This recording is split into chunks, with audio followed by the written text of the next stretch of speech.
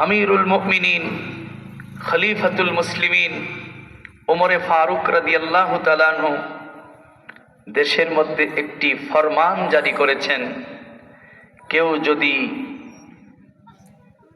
মালের মধ্যে ভেজাল দেয় অথবা কেউ যদি দুধের মধ্যে পানি মিশায় ধরা পড়লে কঠোর শাস্তি হবে। তাছাড়া আল্লাহ তো নিষেধ করেছেন, মাগো আমি দুধে পানি মিশাতে পারবো না। মা বললেন, বেটি বলো কি, এই শেষ রাত্রে উমর কি এখানে দাঁড়িয়ে আছে নাকি যে আমরা দুধে পানি মিশাইলে দেখে ফেলবে? মিশিয়ে দাও, আমাদের অনেক লাভ হবে, ওমর তো দেখতে পারবে না আমাদেরকে। মেয়েটি জবাব দিল, মাগো লাউলা রাআ উমারু রাআ রব্বু উমারা, ও আমার আম্মা,